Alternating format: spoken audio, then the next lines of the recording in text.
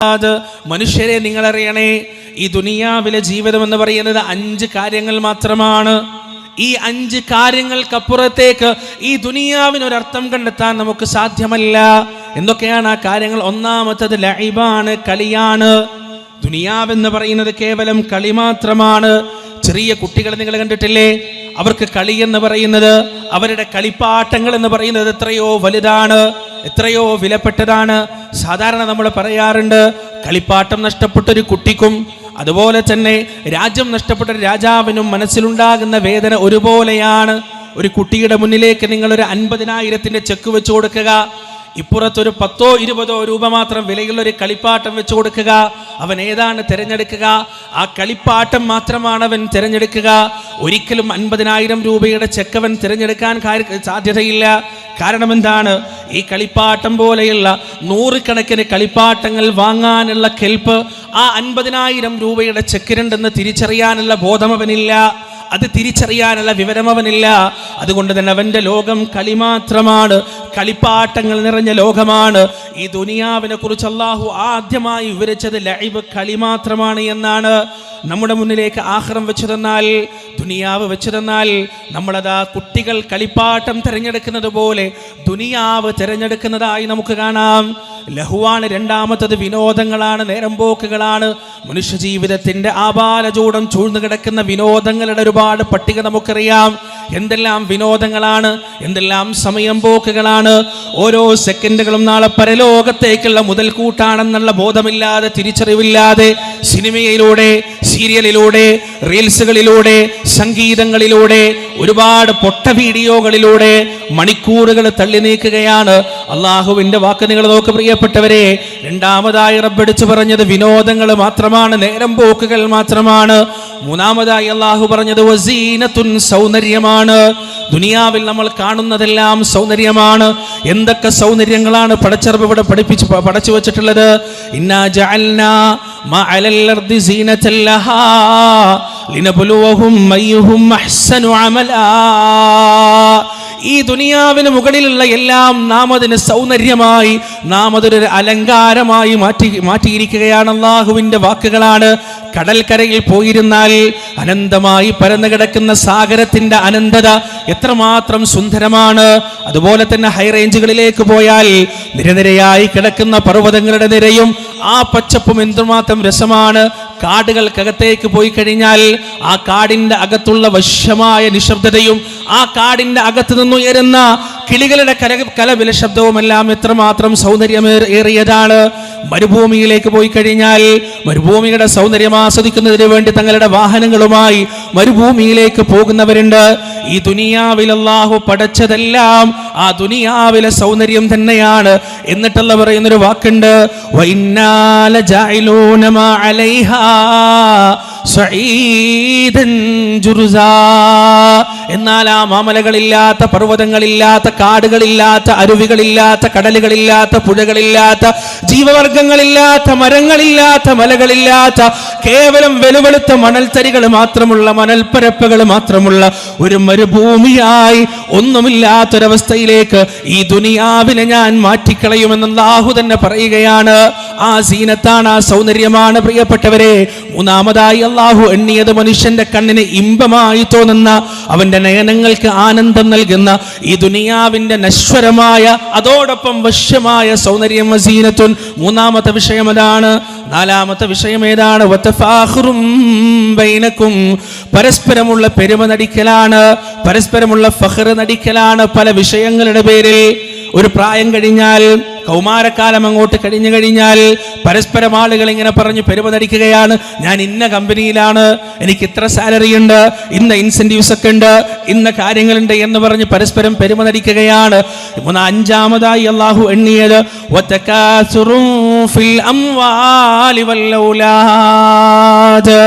അവസാനമായി മനുഷ്യനവന്റെ മധ്യവയസ്സിലേക്കും വാർദ്ധക്യത്തിലേക്കും കടക്കുമ്പോ അവന് പറയാനുള്ളത് നാളിതുവരെ സമ്പാദിച്ച സമ്പാദ്യങ്ങളുടെ പെരുപ്പം കാണിക്കലാണ്, അതിന്റെ ഹുങ്ക് കാണിക്കലാണ്, അതിനുള്ള അവസരങ്ങൾ ഉപയോഗിക്കലാണ്. മകളുടെയോ മകന്റെയോ കല്യാണം വരുമ്പോ ഞാൻ മറ്റവനേക്കാൾ എന്തുകൊണ്ടും മുന്തിയവനാണ്, ഞാൻ അവനേക്കാൾ പണക്കാരനാണ്, അവന്റെ ബാങ്ക് ബാലൻസിനേക്കാൾ വലിയ ബാങ്ക് ബാലൻസ് എനിക്കുണ്ട്, അവന്റെ വീട്ടിലുണ്ടാക്കിയ സദ്യയേക്കാൾ ഉഷാറാണ്, അവന്റെ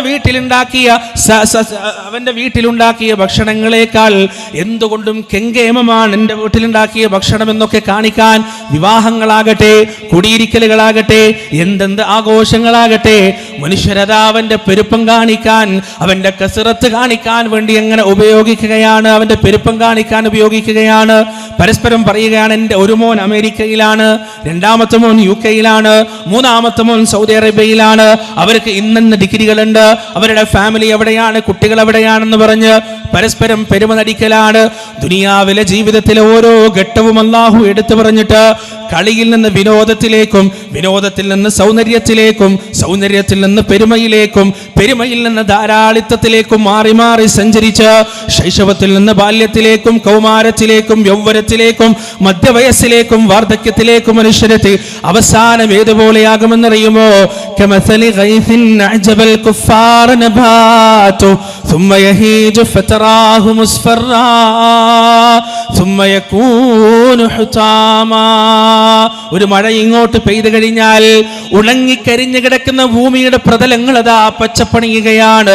എവിടെയും കാണാത്ത, അന്ന് വരെ കണ്ടിട്ടില്ലാത്ത തരത്തിലുള്ള വിളവുകൾ ഉണ്ടാവുകയാണ്. പാടങ്ങളും വയലുകളും എല്ലാം പച്ച നിറത്തിലുള്ളതാവുകയാണ്. നെൽക്കതിരുകൾ ഉണ്ടാവുകയാണ്, പഴവർഗ്ഗങ്ങളും പച്ചക്കറികളും ഉണ്ടാവുകയാണ്. ഇതിങ്ങനെ കാണുന്ന സമയത്ത് കർഷകർക്ക് വല്ലാത്തൊരു ഹൃദയത്തിന്റെ ആനന്ദം വല്ലാത്തതാണ്. അവരിങ്ങനെ അതുകൊണ്ട് സന്തോഷിക്കുകയാണ്, ആനന്ദിക്കുകയാണ്. അല്ലാഹു പറയുന്നു, ثم يهيج فتراه مصفرا ثم يكون حطاما. അധികം വൈകാതെ ആ കർഷകരുടെ ആഹ്ലാദവും ആനന്ദവും മുഴുവൻ അവസാനിക്കുകയാണ്. ആ പച്ചപ്പാർന്നു നിന്നിരുന്ന ഏക്കർ കണക്കിന് വരുന്ന വയലുകളതാ മഞ്ഞ നിറത്തിലേക്ക് മാറുകയാണ്, മഞ്ഞ നിറത്തിലേക്ക് മാറുകയാണ്. എന്നിട്ടോ സുമ്മയകൂനു ഹുതാമാ, എന്നിട്ട് ആ മഞ്ഞ നിറത്തിൽ നിന്ന് അങ്ങനെ ഒരു പച്ചപ്പ് അവിടെ ഉണ്ടായിരുന്നു എന്നതിൻ്റെ ഒരു അടയാളം പോലും അവശേഷിപ്പിക്കാതെ അത് കത്തിക്കരിഞ്ഞ് ഇല്ലാതെയാവുകയാണ്. അല്ലാഹുവിൻ്റെ വാക്കുകളാണ്. യൗവനത്തിന്റെ തുടുതുടുപ്പിലും, യൗവനത്തിന്റെ പ്രസരിപ്പിലും, യൗവനത്തിന്റെ ചുറുചുറുക്കിലുമെല്ലാം ഈ ദുനിയാവ് മുഴുവൻ വെട്ടിപ്പിടിക്കാമെന്ന വ്യാമോഹത്തോടെ പരലോകം മറന്ന് നടക്കുന്ന എന്നോടും നിങ്ങളോടും അള്ളാഹുവിന്റെ വാക്കുകളാണ്, അള്ളാഹുവിന്റെ ഓർമ്മപ്പെടുത്തലാണ്. ഒരു മഴ പെയ്യുമ്പോ ഭൂപ്രതലത്തിലുണ്ടാകുന്ന പച്ചപ്പ് പോലെയാണ് നിനക്കെന്നുള്ള യൗവനം, നിന്റെ ആരോഗ്യം, നിന്റെ ഈ ദുനിയാവിലെ ജീവിതമെന്ന് അല്ലാഹു പഠിപ്പിച്ചു തരികയാണ്. വഫിൽ ആഖിറതി അദാബുൻ ശദീദ് വമഗ്ഫിറതും മിനല്ലാഹി വറിദ്വാൻ. എന്നാൽ പരലോകത്ത് നിന്നെ കാത്തിരിക്കുന്നത് രണ്ട് കാര്യങ്ങളാണ്. ഒന്നുകിൽ അല്ലാഹുവിന്റെ ഭാഗത്തു നിന്നുള്ള പാപമോചനവും തൃപ്തിയുമാണ്, അതുമല്ലെങ്കിൽ ഭയാനകവും ബീഭത്സവുമായ അല്ലാഹുവിന്റെ അദാബാണ് നിന്നെ കാത്തിരിക്കുന്നത്.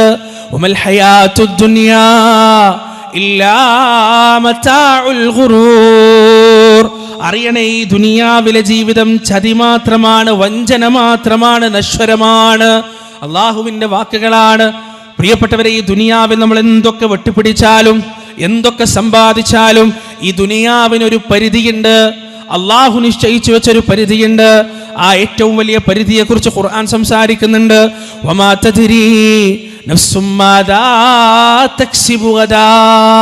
നാളെ എന്താണ് സംഭവിക്കാൻ പോകുന്നതെന്ന് ലോകത്ത് ഏറ്റവും വലിയ കോടീശ്വരനും അറിയാൻ സാധ്യമല്ല.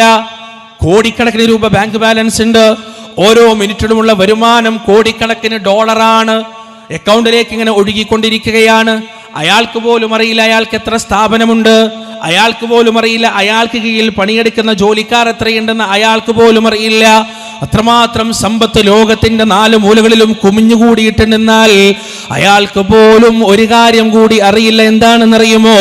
നാളെ എന്താണ് അയാൾക്ക് സംഭവിക്കാൻ പോകുന്നത്, നാളെ എന്താണ് അയാൾക്ക് സംഭവിക്കാൻ പോകുന്നതെന്ന് അയാൾക്ക് പോലും അറിയില്ല. എൻ്റെ പ്രിയപ്പെട്ടവരെ, അതിൻ്റെ ഏറ്റവും നല്ല ഉദാഹരണമാണ് ആഴ്ചകൾക്ക് ദിവസങ്ങൾക്ക് മുമ്പ് തുർക്കിയിലും സിറിയയിലും ഉണ്ടായ ഭൂകമ്പങ്ങൾ. ആ ഭൂകമ്പത്തിൽ ചില ആളുകൾ അതാ സോഷ്യൽ മീഡിയയുടെ മുന്നിലേക്ക് വരികയാണ്. അഭയാർത്ഥി ക്യാമ്പുകളിൽ നിന്ന്, റെഫ്യൂജി ക്യാമ്പുകളിൽ നിന്ന് ചില ആളുകൾ അതാ പുറത്തേക്ക് വരികയാണ്. ആ ആളുകളുടെ പ്രത്യേകതകൾ എന്താണ്? തുർക്കിയുടെയും സിറിയയുടെയും ഹൃദയഭാഗങ്ങളിൽ ഭൂകമ്പം നടന്നതിന്റെ ഹൃദയഭാഗങ്ങളിൽ 4ഉം 5ഉം കെട്ടിടങ്ങൾ സ്വന്തമായി ഉണ്ടായവരാണ്. കോടിക്കണക്കിന് രൂപ വരുമാനമുണ്ടായവരാണ്. അള്ളാഹുവിന്റെ ഭൂമിയൊന്ന് കുലുങ്ങിയപ്പോ, ചെറുതായൊന്ന് ചലിച്ചപ്പോ ആ കെട്ടിടങ്ങൾ മുഴുവൻ തകർന്ന് തരിപ്പണമാവുകയാണ്, നാമാവശേഷമാവുകയാണ്. നമുക്കറിയാം, പട്ടണത്തിന്റെ ഹൃദയഭാഗത്ത് ഒരു കെട്ടിടമുള്ള ഒരാളെ സംബന്ധിച്ചിടത്തോളം അയാൾക്കുള്ള വരുമാനം എത്രയായിരിക്കും? ലക്ഷക്കണക്കിന് രൂപ ഒരു കെട്ടിടത്തിൽ നിന്ന് തന്നെ വരുമാനം വരും. അയാളുടെ ജീവിതത്തിന്റെ സ്റ്റാൻഡേർഡ് എത്രയായിരിക്കുമെന്ന് നമുക്കറിയാം. അയാൾക്ക് ജീവിതത്തിൽ എത്തിപ്പിടിക്കാൻ കഴിയാത്ത ഒന്നും തന്നെ ഉണ്ടാവുകയില്ല. പട്ടണത്തിന്റെ ഹൃദയഭാഗത്ത് 4-5 കെട്ടിടങ്ങൾ സ്വന്തമായുള്ള ഒരു മുതലാളി എന്ന് പറഞ്ഞാൽ ഈ ദുനിയാവിലെ അയാൾക്ക് എല്ലാ കാര്യങ്ങളും സാധ്യമാണ്, എല്ലാ സൗകര്യങ്ങളും എത്തിപ്പിടിക്കാൻ സാധ്യമാണ്. അതുപോലെ എല്ലാ സൗകര്യങ്ങളും എത്തിപ്പിടിച്ചുകൊണ്ട് ജീവിച്ച ചില മനുഷ്യരത ഇന്ന് തുർക്കിയിലും സിറിയയിലും അഭയാർത്ഥി ക്യാമ്പുകളിലാണ്. അവർക്കുള്ള സൗകര്യങ്ങൾ നഷ്ടപ്പെട്ടു പോയി, അവർക്കുള്ള സുഖങ്ങൾ നഷ്ടപ്പെട്ടു പോയി. ഒരു നേരത്തെ പശിയടക്കണമെങ്കിൽ, ഒരു നേരത്തെ വിശപ്പടക്കണമെങ്കിൽ അഭയാർത്ഥി ക്യാമ്പുകളിലേക്ക് നല്ലവരായ മനുഷ്യരുടെ ഔദാര്യത്തിൽ നിന്ന് ഉതിർന്നു വീഴുന്ന സ്വതകകൾ കൊണ്ട് മാത്രമേ, ദാനധർമ്മങ്ങൾ കൊണ്ട് മാത്രമേ ആ വലിയ മുതലാളികൾക്ക് ഇന്ന് വിശപ്പടക്കാൻ കഴിയൂ എന്നുണ്ടെങ്കിൽ, എൻ്റെ പ്രിയപ്പെട്ടവരെ, ഇതെല്ലാം സംഭവിച്ചത് നിമിഷങ്ങളുടെ വ്യത്യാസത്തിലാണ്, മിനിറ്റുകളുടെ വ്യത്യാസത്തിലാണ്, മണിക്കൂറുകളുടെ വ്യത്യാസത്തിലാണ്. അതുകൊണ്ടാണ് പടച്ചിറപ്പ് പറഞ്ഞത്,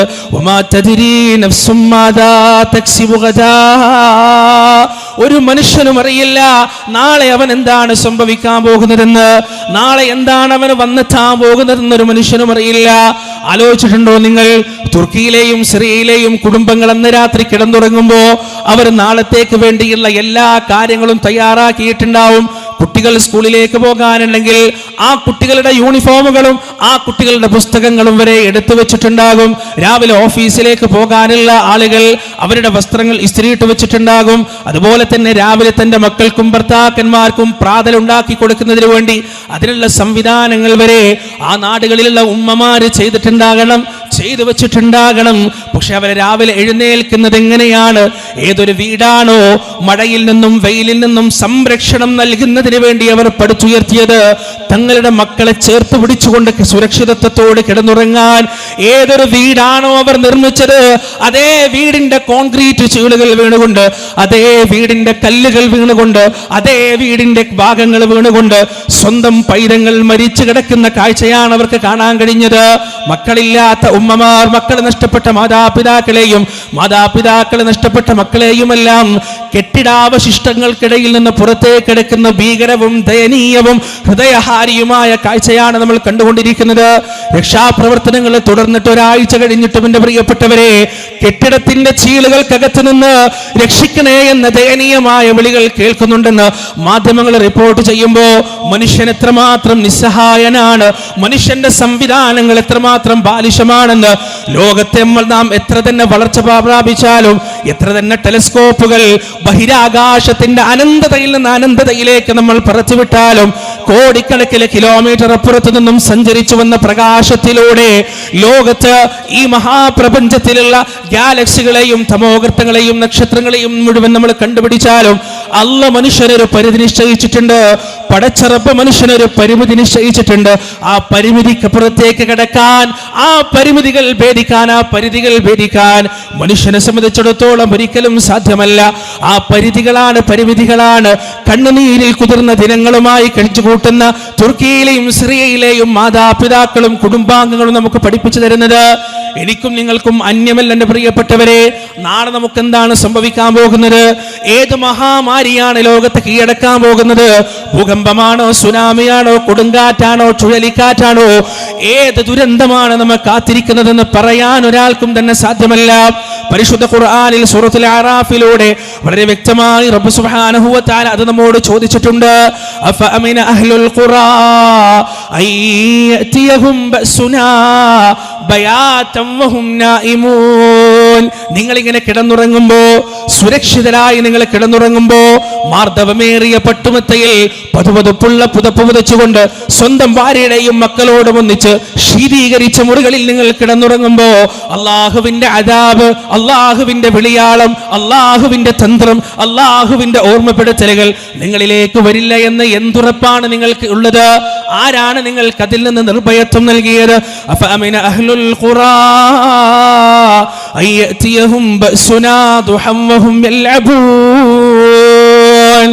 സകല തരത്തിലുള്ള ആഭാസങ്ങളും കാണിച്ചുകൊണ്ട്, സംസ്കാരത്തിന്റെ സകല സീമകളും ലംഘിച്ച്, ധാർമ്മികതയുടെ അതിർവരമ്പുകൾ തച്ചു തകർത്തുകൊണ്ട് നിങ്ങൾ ഇങ്ങനെ കളിച്ചുല്ലസിച്ച് ആർമാദിച്ചു നിൽക്കുമ്പോ, യാതൊരു പരിധിയുമില്ലാതെ ആണും പെണ്ണും തമ്മിൽ കൂടിക്കലർന്നുകൊണ്ട് അള്ളാഹുവിനെ മറന്ന് ഈ ദുനിയാവ് നിങ്ങൾ വെട്ടിപ്പിടിച്ചു എന്ന അഹങ്കാരത്തോടെ കളിച്ച് വിനോദത്തിൽ ഏർപ്പെട്ടു നിൽക്കുമ്പോ, അള്ളാഹുവിന്റെ ഓർമ്മപ്പെടുത്തലുകൾ, അള്ളാഹുവിന്റെ വിളിയാളം, അള്ളാഹുവിന്റെ ഖുദ്റത്ത്, അള്ളാഹുവിന്റെ തന്ത്രം നിങ്ങളെ സ്പർശിക്കുകയില്ല എന്ന്, നിങ്ങളിലേക്ക് വരില്ല എന്ന് ആരാണ് നിങ്ങൾക്ക് നിർഭയത്വം നൽകിയത്?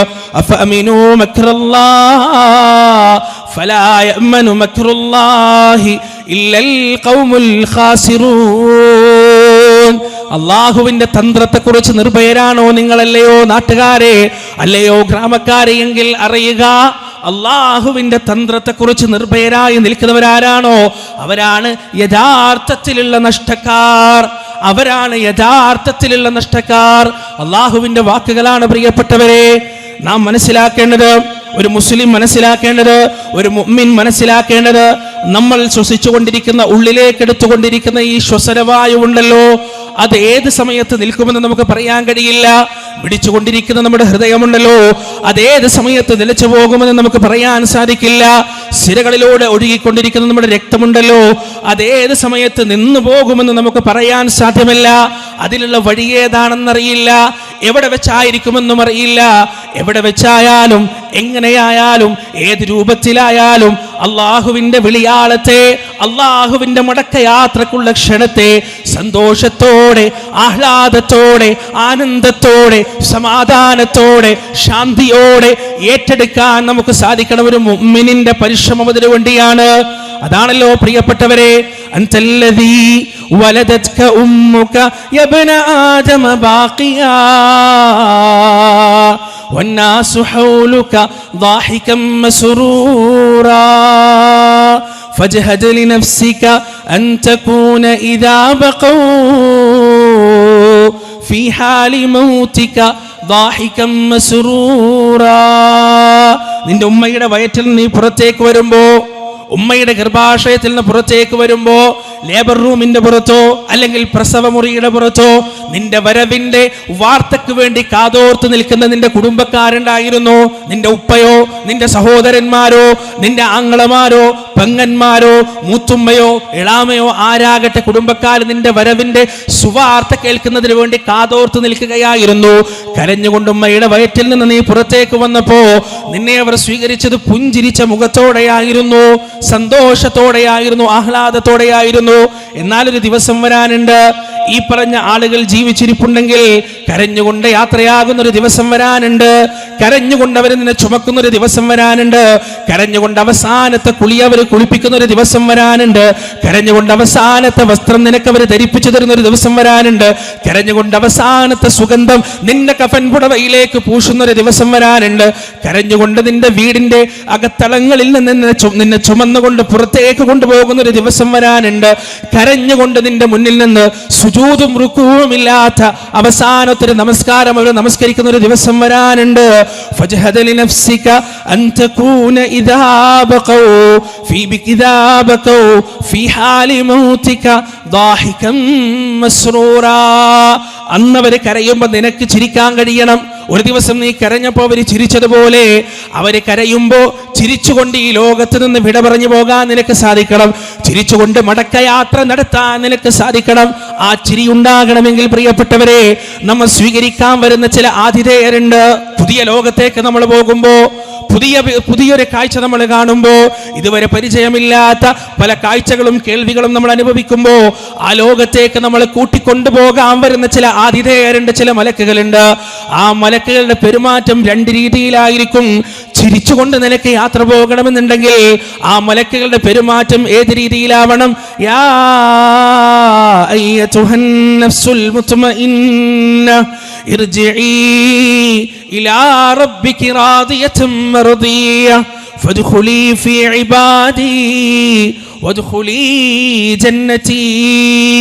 അവർ നിന്റെ അടുത്ത് വന്ന് പറയേണ്ടതുണ്ട് എന്താണ്? അല്ലയോ സമാധാനമടഞ്ഞ ആത്മാവേ, അല്ലയോ വിജയം പ്രാപിച്ച ആത്മാവേ, അള്ളാഹുവിന്റെ തൃപ്തി കൈവരിച്ച ആത്മാവേ, ഇത് മടക്കയാത്രക്കുള്ള സമയമാണ്, ഇത് തിരിച്ചുപോക്കിനുള്ള സമയമാണെന്ന് ആ മലക്കുകൾ പറയണമെന്നുണ്ടെങ്കിൽ ജീവിതത്തിലെ പരിശ്രമം കൊണ്ട് നീ അള്ളാഹുവിനെ ബോധ്യപ്പെടുത്തേണ്ടതുണ്ട്. വിയർപ്പിന്റെ തുള്ളികൾ നീ വില നൽകേണ്ടതുണ്ട്. കണ്ണുനീരിന്റെ തുള്ളികൾ നീ റബ്ബിന്റെ മുന്നിൽ സമർപ്പിക്കേണ്ടതുണ്ട്. ആളുകൾ മുഴുവൻ കിടന്നുറങ്ങുമ്പോ കിടക്കപ്പായിൽ നിന്ന് സ്വന്തം ശരീരം പറിച്ചെടുത്തുകൊണ്ട് റബ്ബിന്റെ മുന്നിൽ ആ ഉറക്കത്തെ നീ സമർപ്പിക്കേണ്ടതുണ്ട്. എല്ലാറ്റിലും ഉപരി ലാ ഇലാഹ ഇല്ലല്ലാഹ് എന്ന വഹ്ദാനിയത്തിന്റെ കലിമത്തിന്റെ അചഞ്ചലനായ വക്താവായി നീ മാറേണ്ടതുണ്ട്. എങ്കിൽ മാത്രമേ മടക്കയാത്രയുടെ സമയത്ത് പ്രിയപ്പെട്ടവരെ ഇതുപോലെ സന്തോഷത്തോടെ ചിരിച്ചുകൊണ്ട് ആഹ്ലാദത്തോടെ ആരെയും ഭയപ്പെടാതെ ഒരു ബേജാറുമില്ലാതെ ഒരു സങ്കടവുമില്ലാതെ അനന്തമായ ഒരിക്കലും അവസാനിക്കാത്ത ലോകത്തേക്ക് നമുക്ക് യാത്ര നടത്താൻ സാധിക്കുകയുള്ളൂ. റബ്ബ് സുബ്ഹാനഹു വ തആല അത്തരത്തിൽ ഈ ലോകത്ത് നിന്നുള്ള സ്ഥിരമായ വിടവാങ്ങൽ നടത്തുമ്പോൾ ഈ ലോകത്തൊരിക്കലും തിരിച്ചു വരാത്ത മടക്കയാത്ര നാം പറയുമ്പോൾ സന്തോഷത്തോടെയും ആഹ്ലാദത്തോടെയും അഭിമാനത്തോടെയും യാത്ര തിരിക്കുന്ന ഭാഗ്യവാന്മാരുടെയും ഭാഗ്യവതികളുടെയും കൂട്ടത്തിൽ റബ്ബ് സുബ്ഹാനഹു വ തആല നമ്മെ ഏവരെയും ഉൾപ്പെടുത്തുമാറാകട്ടെ. വആഖിറു ദഅവാന അനിൽ ഹംദുലില്ലാഹി റബ്ബിൽ ആലമീൻ. വസ്സലാമു അലൈക്കും വറഹ്മത്തുള്ളാഹി.